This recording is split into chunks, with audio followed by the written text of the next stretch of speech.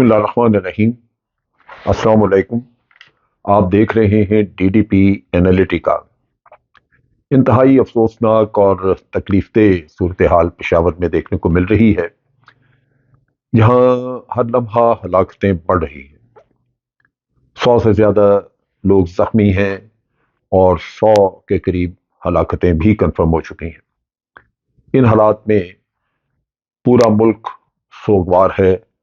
पेशावर के लोग जितने भाग दौड़ में बेचारे इधर उधर, कोई खून डोनेट कर रहा है, कोई कुछ कर रहा है।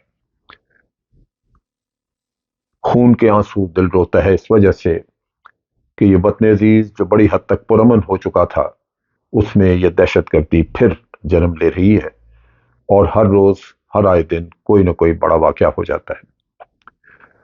इस वाकये का तज्जिया मैं ऑलरेडी अपने एक पहले वीलॉग में कर चुका हूं, लेकिन जो नई डेवलपमेंट हुई वो ये कि बाद में तहरीक तालिबान पाकिस्तान टीटीपी ने एक एलामिया जारी किया और उसमें उन्होंने कहा कि हमने ये काम नहीं किया और हमारे लोग जो हैं वो मसाजिद पे और कब्रिस्तानों पे, दरगाहों पे, इन पे हमले नहीं करते, लिहाजा ये काम हमारा नहीं है। हालांकि इससे पहले उनके किसी नुमाइंदे ने जिम्मेदारी कबूल भी की थी। अब तजिया इस चीज का करना है कि वाकई ये काम टीटीपी का है या नहीं। पहली बात तो हमें ये ज़हन में रखनी चाहिए कि पाकिस्तान के अंदर अगर कोई दहशतगर्द ग्रुप इस वक्त एक्टिव है और काम कर रहा है तो वो सिर्फ और सिर्फ टीटीपी है, जो कि केपीके और बलूचिस्तान दोनों साइड पे है। और बलूचिस्तान का जो सदर्न इलाका है वहां पे बीएलए वगैरह जो कि ईरान साइड, ईरानियन बॉर्डर से ऑपरेट करते हैं, वो लोग हैं जो काम करते हैं। बीएलए जो है वो डेफिनेटली इन चीजों पे इंटरेस्टेड नहीं है कि वो आके केपीके में या किसी और जगह को वाकया करे, क्योंकि उनका इंटरेस्ट बुनियादी तौर पे बलूचिस्तान के साथ है, लिहाजा वहां पे उनकी कार्रवाइयां होती हैं।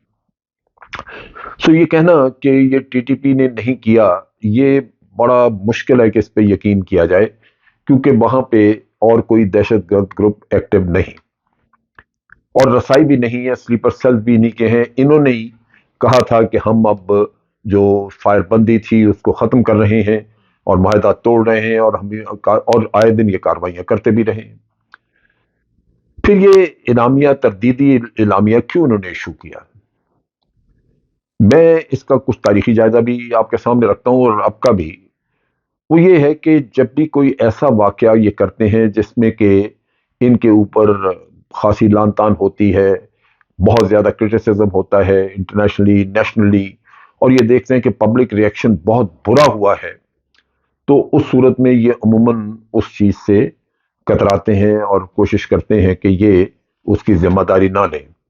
ये चीज आपने देखी होगी कि जब एक वक्त पे इन्होंने ये काम किया था, तहरीक तालिबान ने पेशावर में आर्मी पब्लिक स्कूल के ऊपर जो हमला किया था, वो मासूम बच्चे जब मारे गए और उसका पूरी दुनिया में सोग हुआ, पूरी दुनिया उसमें परेशान थी और इनिशियली इन लोगों ने ये इंडिकेशन दी कि हमने आर्मी पब्लिक स्कूल पे इसलिए हमला किया है।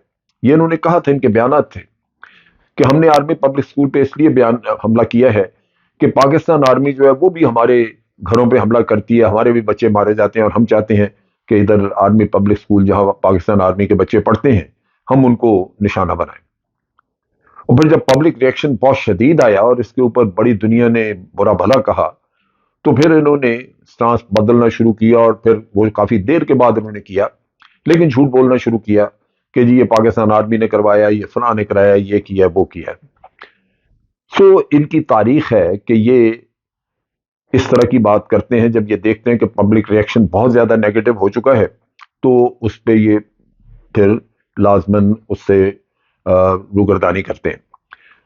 अब ये कि अगर मस्जिद नहीं करते, ये कहीं भी जहां जहां के हमला करते हैं, मस्जिद में नहीं किया जी, चलें आपने सड़क पे किया, तो मारा जाने वाला तो बेगुनाह है, उसने तो आप पे हमला नहीं किया।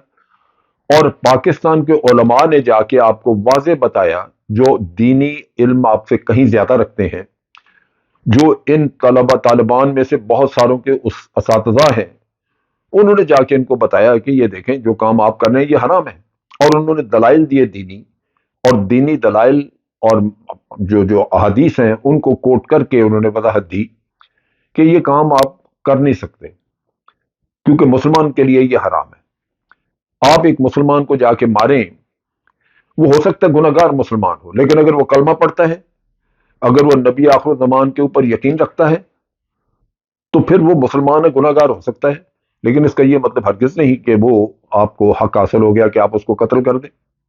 سو یہ حرام کام کر رہے ہیں، لہذا ان سے کسی بھی چیز کی توقع کی جا سکتی ہے۔ سو میرے نقطہ نگاہ سے یہ ان کا کہنا میں کم از کم تسلیم کرنے کو تیار نہیں کہ یہ ٹی ٹی پی کا کام نہیں ہے۔ دوسری بات یہ ہے کہ بہت سارے لوگ انگلیاں اٹھا رہے ہیں حکومت پی ڈی ایم کی طرف۔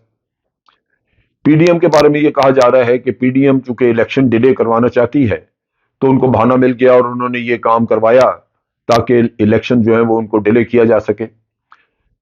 میں اس پہ بھی پوری طرح میں یقین نہیں کرتا۔ اس کی بنیادی وجہ یہ ہے کہ اتنا بڑا انسانی المیہ اپنی سرزمین پہ خود بخود میرا نہیں خیال کہ کوئی پاکستانی کرے گا۔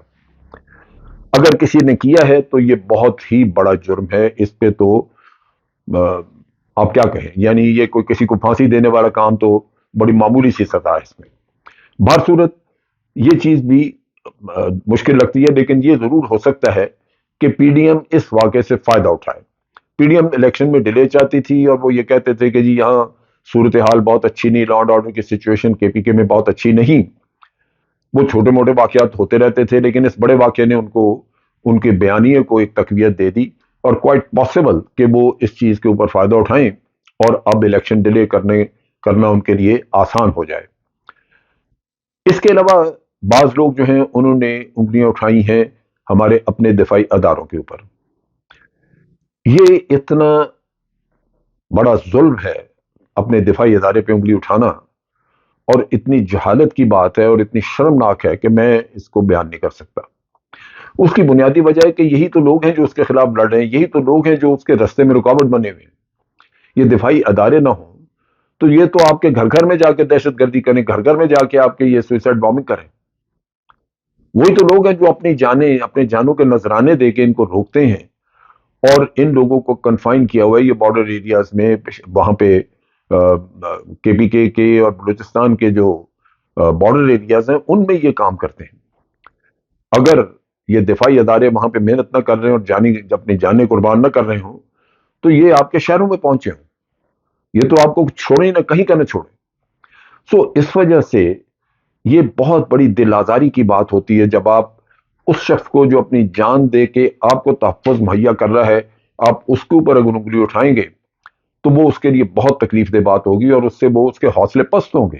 ہو سکتا ہے کہ وہ دل میں یہ سوچے کہ میں اپنی جان کیوں دے رہا ہوں۔ اگر ان لوگوں نے پھر بھی مجھ پہ ہی انگلی اٹھانی ہے تو بہتر یہ ہے کہ یہ پھر جا کے جو بھی یہ تباہی کرتے ہیں دہشت گرد کرتے نہیں۔ سو یہ بھی سوچ سمجھ کے بات کرنی چاہیے۔ اگر آج آپ کے دفاعی ادارے مکمل طور پہ بدل ہو جائیں تو لازمی بات ہے کہ ملک کو بہت بڑا نقصان ہوگا، اور اس سے آپ کی اپنی شہری اور مہذب زندگی جو ہے وہ خطرے میں پڑ جائے گی۔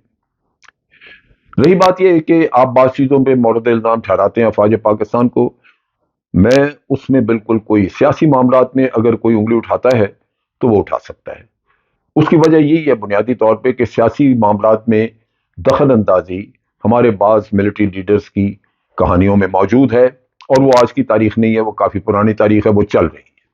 لہذا اگر اس میں کوئی پیچھے جنرل مشرف کے دور کو کوئی کسی بات پہ اس کو مورد الزام ٹھہرائے، جنرل ضیاء الحق کے دور کو یا ایوب خان کے، تو وہ قابل فہم ہے چیزیں، یا آج کے معاملے میں اگر کوئی جنرل باجوہ پہ انگلی اٹھاتا ہے یا کسی اور پہ تو وہ بھی قابل فہم ہے۔ لیکن یہ اس طرح کا الزام اور اس طرح کی الزام تراشی کرنا یہ کسی بھی صورت میں جائز نہیں ہے۔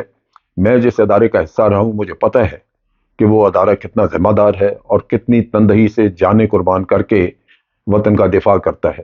سو آپ اپنے ان جوانوں کو کم از کم بدل نہ کریں جو کہ سرحدوں پہ بیٹھ کے آپ کا تحفظ کر رہے ہیں۔ اب تک کے لیے اتنا ہی۔ افواج پاکستان زندہ باد، پاکستان پائندہ باد۔